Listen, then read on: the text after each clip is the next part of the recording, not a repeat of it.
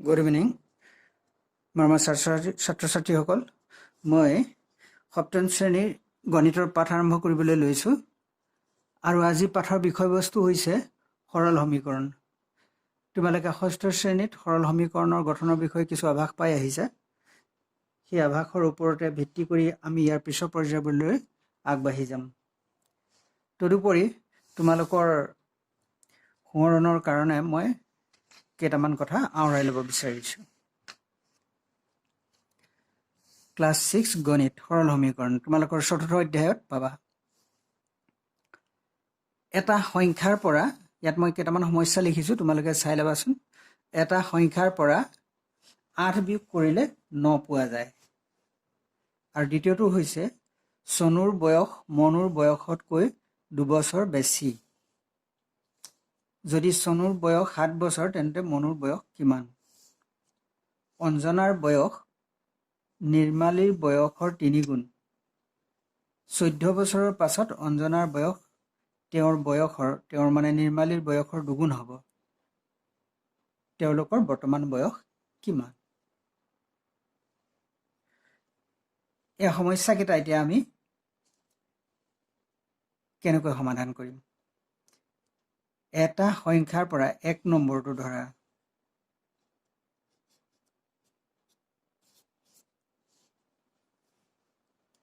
এটা সংখ্যাৰ পৰা 8 বিয়োগ কৰিলে 9 পোৱা যায়। এটা সংখ্যা আছে যিটোৰ পৰা 8 বিয়োগ কৰিলে 9 পোৱা যায়। কোনটো সংখ্যাৰ পৰা 8 বিয়োগ কৰিলে 9 পোৱা যায়? এই কথাটো এতিয়া আমাক লাগে। সংখ্যাটো কি? এই ক্ষেত্ৰত আমি এতিয়া চলকৰ ব্যৱহাৰ কৰিম। তোমালোকে জানিছাই যে চলক মানে কি, যে আমি নজনা ৰাশিটোক এটা আখৰ ধৰি লওঁ। নজনা ৰাশিটোৰ ঠাইত এটা আখৰ ধৰি লওঁ। x, y, z, a, b, c, d ইত্যাদি যিকোনো আখৰ ধৰি ল'ব পাৰোঁ। গতিকে আমি এই ক্ষেত্ৰত ধৰি লওঁ যে ধৰা হওক সংখ্যাটো x, মানে যিটোৰ পৰা 8 বিয়োগ কৰিলে 9 পোৱা যাব।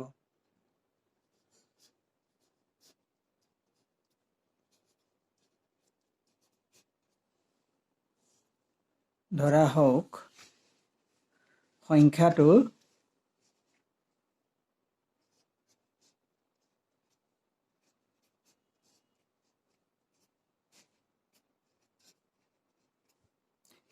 x,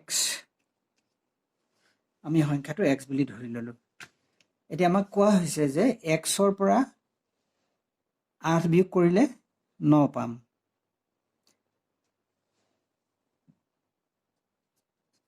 এতেকে প্ৰশ্নমতে আমাৰ কি হ'ব?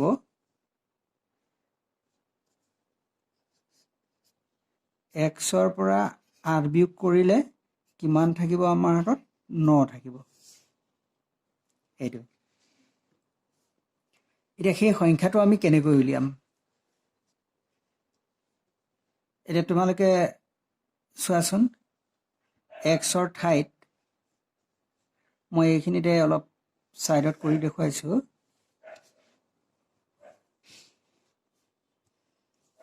আমি যদি xৰ ঠাইত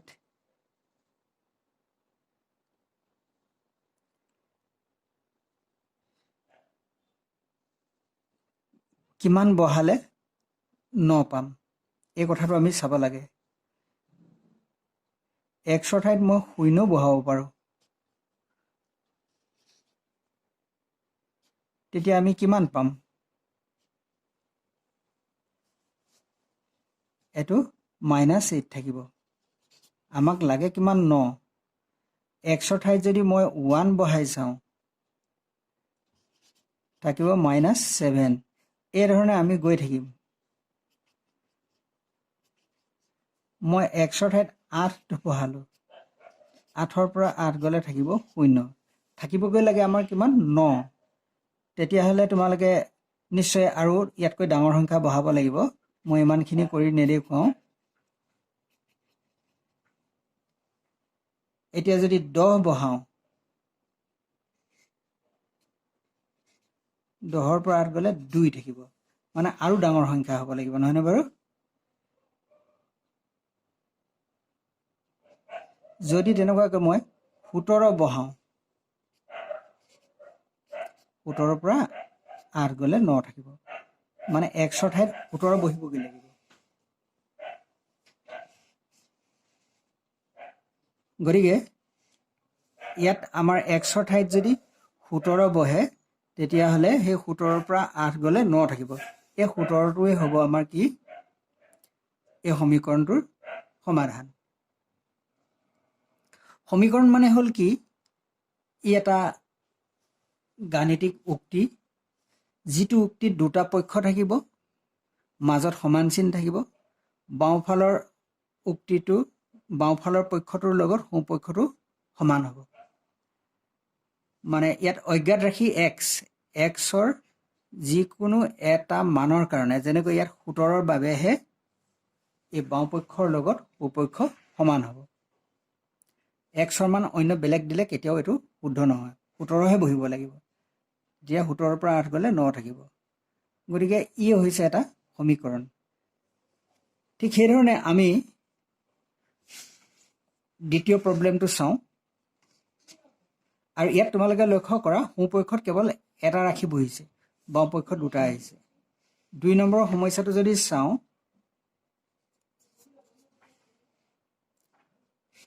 চনুৰ বয়স মনুৰ বয়সতকৈ 2 বছৰ বেছি মানে মনুতকৈ চনু 2 বছৰ বেছি চনুৰ 7 বছৰ তেন্তে মনুৰ বয়স কিমান ধৰা হওক মনুৰ বয়স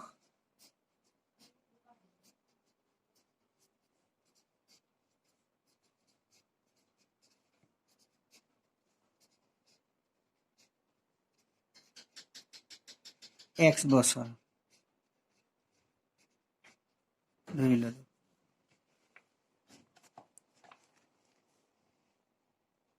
এতিয়া চনুৰ বয়স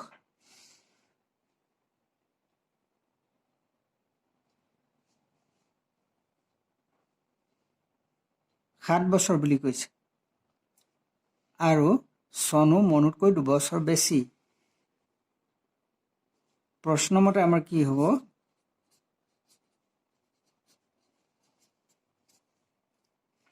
চনুৰ বয়স 7 বছৰ 7ৰ পৰা মনুৰ বয়স xটো কাটিলে আমাৰ কিমান থাকিব লাগিব 2 কাৰণ কেলে মনুতকৈ চনু 2 বছৰ ডাঙৰ বুলি কৈছে অৰ্থাৎ চনুৰ বয়সৰ পৰা মনুৰ বয়সটো কাটিলত বিয়োগ কৰিলত আমাৰ কিমান থাকিলে 2 থাকিলে গতিকে ইয়াতো তেনেকুৱাকৈ তোমালোকে নিশ্চয় গম পাইছা যে এইটো 7 মই ইয়াত বিভিন্ন মান বহাই চাম ইয়াত যদি মই 1 বহাওঁ তেতিয়াহ'লে থাকিব 6 যদি 2 বহাওঁ মই তেতিয়াহ'লে থাকিব 5 যদি মই 3 বহাওঁ তেতিয়াহ'লে থাকিব 4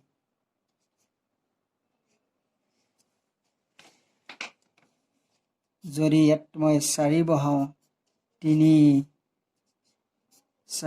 xৰ ঠাইত যদি মই 5 বহাওঁ তেন্তে থাকিব 2 অৰ্থাৎ আমাৰ এইটোৱে হ'ব সমাধানটো চনুৰ বয়স 7 বছৰ হ'লে মনুৰ বয়স 5 বছৰ হ'ব লাগিব আৰু দুইটাৰ বয়সৰ পাৰ্থক্যটো 2 মানে চনুৰ পৰা মনুৰ বয়সটো বিয়োগ কৰিলে 2 পাম গতিকে ইয়াত xৰ ভেলুটো আমাৰ কিমান পালো 5 আৰু ওপৰত আমি xৰ ভেলুটো কিমান পাইছিলো xৰ ভেলু পাইছিলো আমি 17 ইয়াত 5টো সমাধান তাত 17টো সমাধান এই ধৰণে আমি বিভিন্ন ধৰণৰ সমস্যাবিলাক আমি সমাধান কৰি ল'ব পাৰিম আৰু সেইবিলাক সমাধান আমি কেনেকৈ কৰিম একোটা সৰল সমীকৰণৰ সহায়ত এনেধৰণে সৰল সমীকৰণৰ সহায়ত আমি বহুতো জটিল সমস্যা অতি সহজে সমাধান কৰি ল'ব পাৰোঁ এতিয়া এইখিনিলৈকে আমি নজৰ ৰাখিছোঁ যে সোঁপক্ষত কেৱল এটা ৰাশি আছে এইটো ইয়াত এই সমীকৰণটোত বাওঁপক্ষত দুটা সোঁপক্ষত এটা তোমালোকে এইটো ভবা উচিত নহ'ব যে সোঁপক্ষত সদায় এটা ৰাশিয়ে থাকিব সোঁপক্ষতো অজ্ঞাত ৰাশি থকা বা নথকা ভালেকেইটা ৰাশি থাকিব পাৰে এতিয়া আৰু এটা উদাহৰণ দিয়া আছে অঞ্জনাৰ বয়স নিৰ্মালীৰ বয়সৰ 3 গুণ নিৰ্মালীতকৈ তাৰমানে অঞ্জনা ডাঙৰ 3 গুণ তাই 14 বছৰৰ পাছত অঞ্জনাৰ বয়স তেওঁৰ বয়সৰ 2 গুণ হ'ব তেওঁলোকৰ বৰ্তমান বয়স কিমান এতিয়া আমাৰ নিৰ্মালী বয়সটো আমি নাজানো নিৰ্মালী বয়সটো অঞ্জনাৰো নাজানো নিৰ্মালী বয়সৰ ওপৰত অঞ্জনাৰ বয়সটো নিৰ্ভৰ কৰিছে কেনেকৈ নিৰ্মালী যিমান অঞ্জনা তাৰ 3 গুণ গতিকে আমি নিৰ্মালী বয়সটো ধৰি ল'ম 3 নম্বৰটো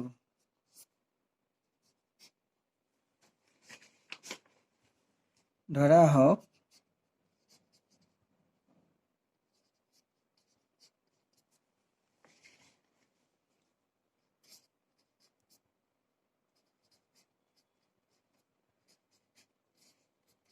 নিৰ্মালীৰ বয়স x বছৰ এতিয়া এতেকে অঞ্জনাৰ বয়সটো আমি পাই যাম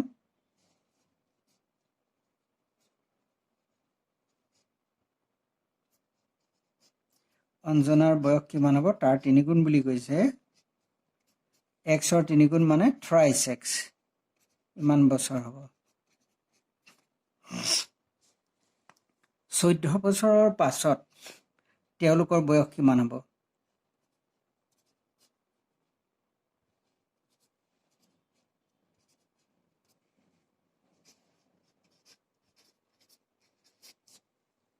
চৈধ্য বছৰৰ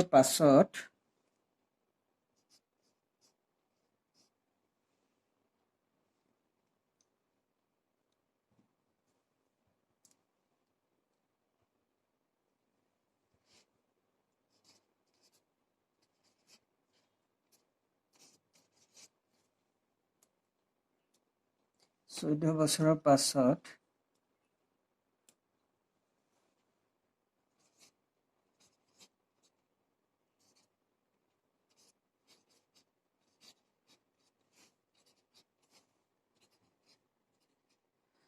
বয়স হ'ব ক্ৰমে 14 বছৰৰ পাছত তেওঁলোকৰ বয়স হ'ব ক্ৰমে মানে নিৰ্মালীৰ x plus 14 বছৰ আৰু অঞ্জনাৰ thrice x plus 14 বছৰ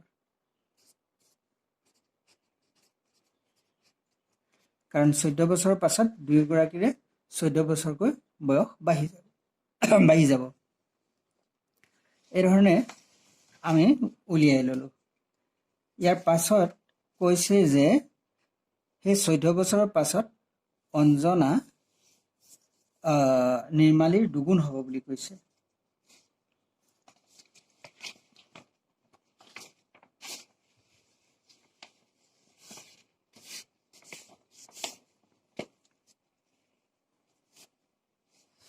এটাকে প্ৰশ্ন মতে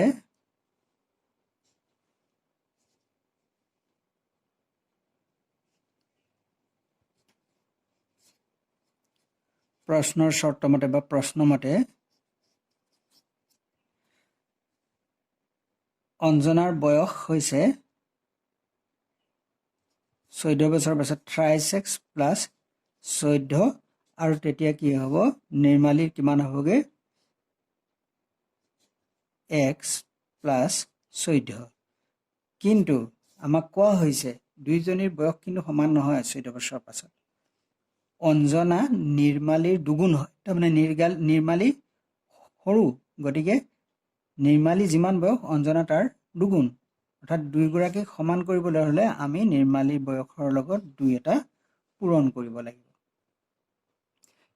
এতিয়া ই এটা সমীকৰণ গঠন হ'ল ইয়াৰ পৰা এতিয়া আমি x ৰ মানটো উলিয়াই ল'ব পাৰোঁ বাৰু যি নহওক ইয়াত এটা কথা লক্ষ্য কৰা তোমালোকে যে দুইটা পক্ষত এতিয়া x আহি গ'ল দেখিছা নহয় x লগাই ৰাখিটো আহি গ'ল চলকটো আৰু ইয়াত দুটা ৰাখি আহি গ'ল ইয়াতো দুটা কেতিয়াবা তিনিটাও আহিব পাৰে বা তাতকৈ বেছি আহিব পাৰে তো এই ধৰণে সমীকৰণত এইটো এনেকুৱা কথা নহয় যে এটা পক্ষত যেনেকৈ আগৰ কিটাত আমি কেৱল সোঁ পক্ষত একোটা কৰি ৰাখি পাইছিলোঁ তেনেকুৱাই থাকিব, তেনেকুৱা নহয়। এতিয়া এই সমীকৰণটো এক্সৰ কি মানৰ বাবে মানে ই দুই পক্ষ সমান হ'ব, সেইটোৱে হ'ব তাৰ সমাধান। আমি কৰি চালে ওলাব। মই এইটো বাৰু এতিয়া সমাধান কৰাটো ইমানতে ৰাখি দিছোঁ। আমি পিছত সমাধান কৰা পৰ্যায়ত এইখিনি কৰি ল'ব পাৰিম নিশ্চয়। সমীকৰণটো গঠন কৰালৈকে মই দিলোঁ। এতিয়া আমাৰ এক্সাৰচাইজৰ কিছু কাম আমি কৰিব পৰা হৈছোঁ। মই এইখিনি তোমালোকক কেৱল যোৱা বছৰ কৰি অহা কথা কেইটামান মনত পেলাবলৈ বুলি মই কৰি দিলোঁ। এতিয়া তোমালোকৰ অনুশীলনী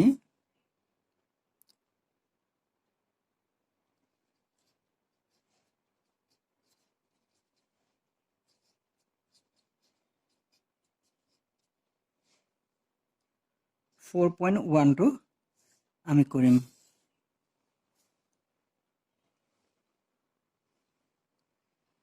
তলৰ উক্তিবোৰ সমীকৰণত প্ৰকাশ কৰা এইবুলি দিছে 1 নম্বৰত।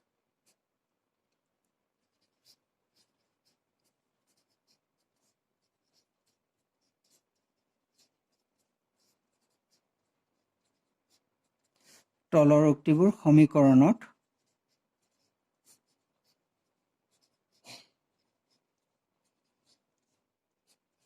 প্ৰকাশ কৰা।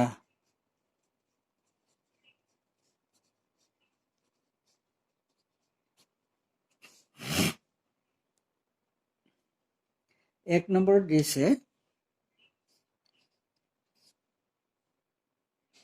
এটা সংখ্যাৰ ছগুণৰ লগত 5 যোগ কৰিলে 35 পোৱা যায়। এটা সংখ্যাৰ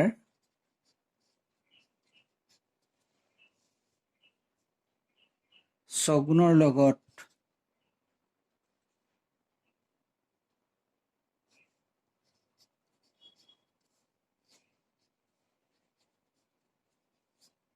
ছগুণৰ লগত 5 যোগ কৰিলে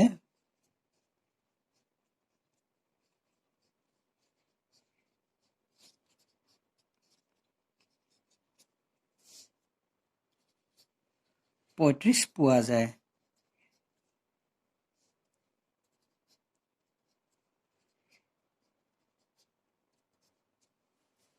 ইয়াক এতিয়া আমি 35 পোৱা যাব। ই এটা উক্তি, এই উক্তিটোক আমি এটা সমীকৰণত প্ৰকাশ কৰিব লাগিব।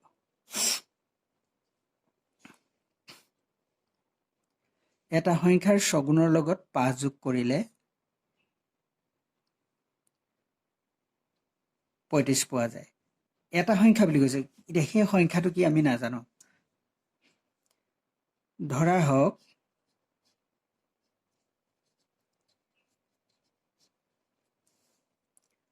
সংখ্যাটো বা নিৰ্ণেয় সংখ্যাটো বুলিও লিখিব পাৰোঁ x।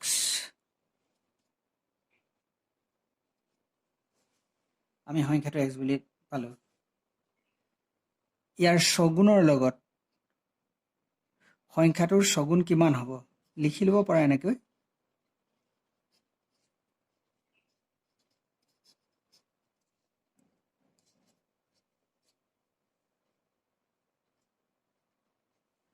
সংখ্যাটোৰ ছগুণ সমান 6 পূৰণ x সমান 6x হ'ব।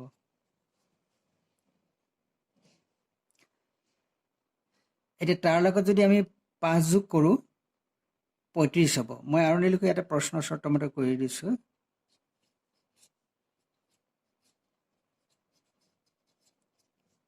সংখ্যাটোৰ ছগুণৰ লগত মানে 6xৰ লগত যদি 5 যোগ কৰোঁ তেতিয়া আমাৰ কিমান পাব? 35। কিমান পাব পাৰোঁ? 35। গতিকে এইটোৱে হ'ল আমাৰ লিখিবলগীয়া সমীকৰণটো উক্তিটোৰ পৰা। তেনেকুৱাকৈ আৰু কিছু দিছে, তোমালোকে কৰিব পাৰিবা। মই আৰু এটা কৰি দিছোঁ বাৰু।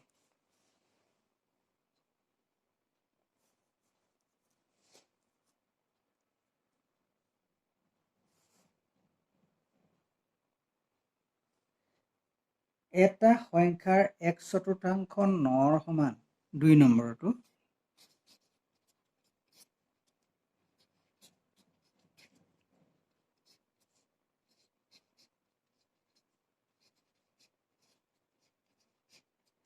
এটা সংখ্যাৰ 1/4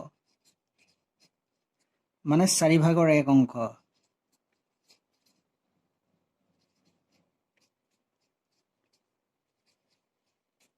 1/4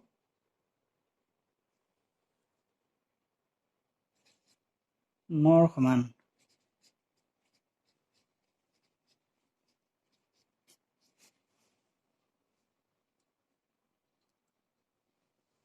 এইটো কেনেকৈ কৰা যাব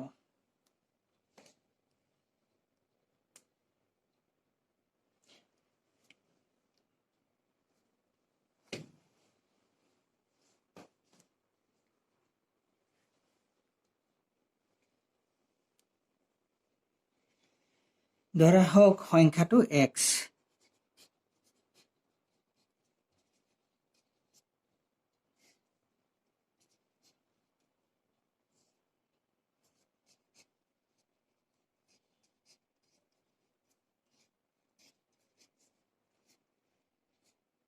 x তাৰ 1/4 মানে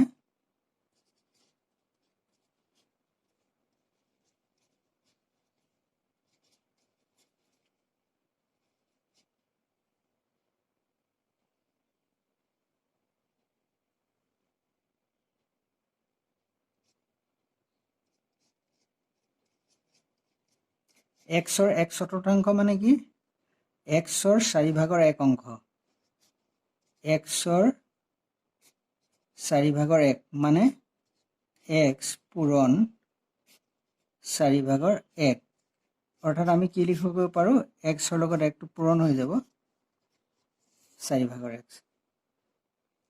কাৰ সমান বুলি কৈছে 9ৰ সমান এতেকে প্ৰশ্ন মতে আমাৰ কি হ'ব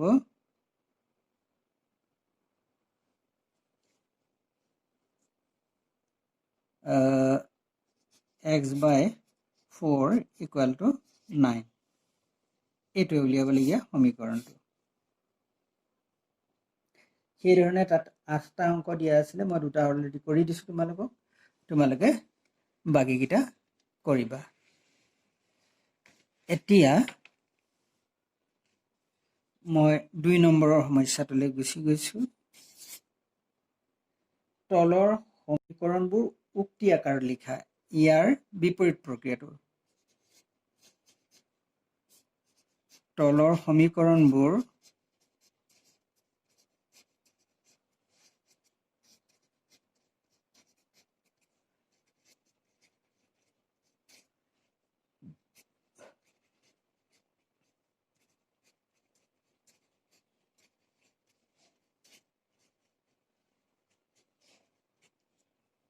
উক্তি আকাৰত লিখা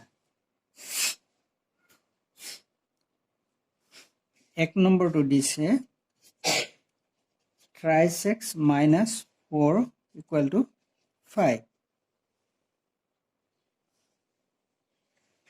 ইয়াত কি বুজাইছে যে xৰ মানে এটা সংখ্যা x ধৰা xৰ 3 গুণৰ পৰা 4 বিয়োগ কৰিলে 5 থাকে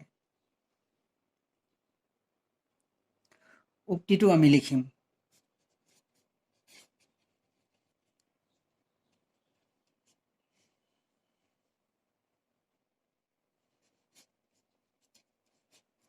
এটা সংখ্যা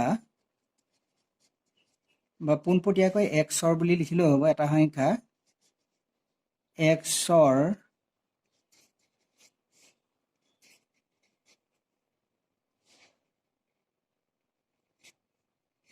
xৰ 3 গুণৰ পৰা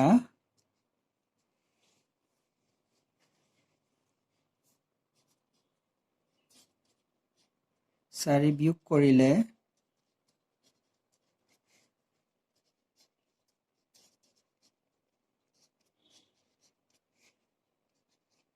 5 পোৱা যায় যাব বুলি লিখিলেও হ'ব, একো নাই। এই ধৰণে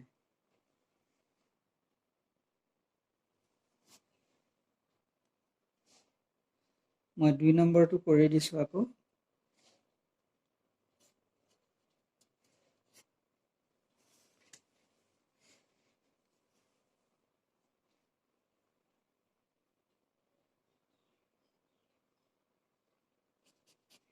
m/3 plus 6 equal to 11.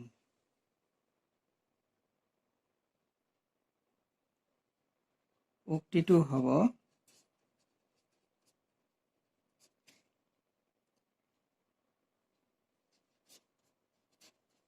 এটা সংখ্যা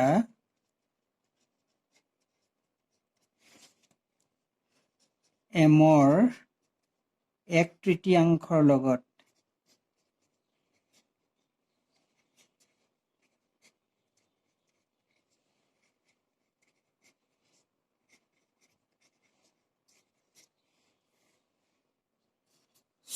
যোগ কৰিলে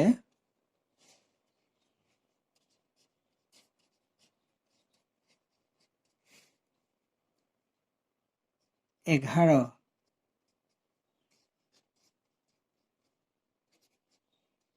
পোৱা যায়।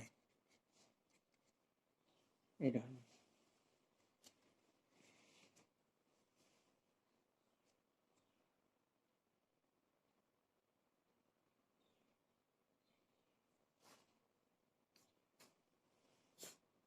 ঠিক একেধৰণৰে 3 নম্বৰৰ মই এটা কৰিছোঁ।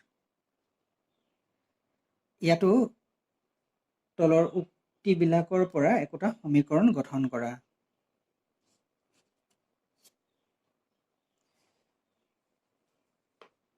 মই অংকটো এইখিনিত নিলিখিলেও হ'ব চাগৈ, তোমালোকে 3ৰ 1টো চাই ল'বা। অনুপমা, নিৰুপমা আৰু উপমাৰ বয়সৰ সমষ্টি 3 গৰাকী। অনুপমা, নিৰুপমা আৰু উপমাৰ বয়সৰ সমষ্টি 22 বছৰ। অনুপমা নিৰুপমাতকৈ এবছৰ সৰু, উপমা নিৰুপমাতকৈ 2 বছৰ ডাঙৰ। নিৰুপমাৰ বয়সেৰে সমীকৰণ গঠন কৰা। এতিয়া আমি নিৰুপমাৰ বয়সটো ধৰি লওঁ।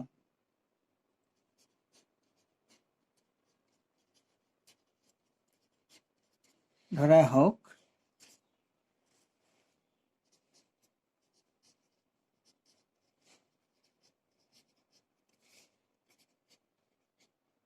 কাৰণ নিৰুপমাৰ বয়সেৰে সমীকৰণটো গঠন কৰিবলৈ গৈছে। বয়স x বছৰ, আৰু আমি নিৰুপমাৰটো পালেহে বাকী কেইজনৰ উলিয়াব পাৰিম। নিৰুপমাৰ বয়স যদি x বছৰ হয়,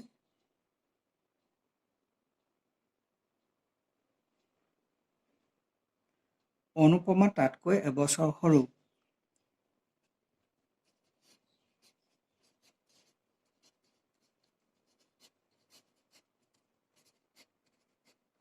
অনুপমাৰ বয়স সমান xতকৈ 1 সৰু হ'ব, এইটো ইমান বছৰ।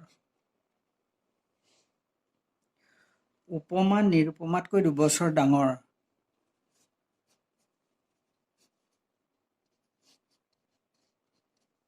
উপমাৰ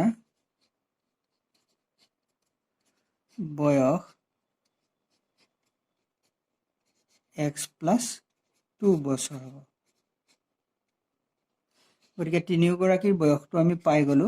এজন নিৰুপমাৰ x বছৰ, অনুপমা তাতকৈ এবছৰ সৰু হ'লে x-1 বছৰ, আৰু উপমাৰ বয়স তাতকৈ 2 বছৰ, মানে নিৰুপমাতকৈ 2 বছৰ ডাঙৰ হ'লে x+2 হ'ব। এতেকে 3 গৰাকীৰ বয়সৰ সমষ্টিটো আমাক দিয়া আছে 22 বছৰ। এতেকে প্ৰশ্ন মতে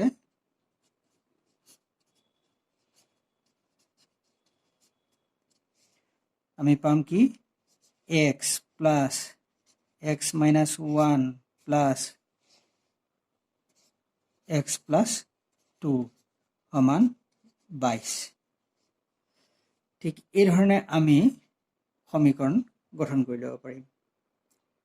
ইয়াতে আৰু কেইটামান অংক দিয়া আছে, তোমালোকে 3 নম্বৰলৈকে আজিৰ ভিতৰত শেষ কৰিবা বুলি মই আশা ৰাখিছোঁ। আৰু তোমালোকৰ পাঠটো মই আজিলৈ ইমানতে সামৰণি মাৰিছোঁ। ধন্যবাদ।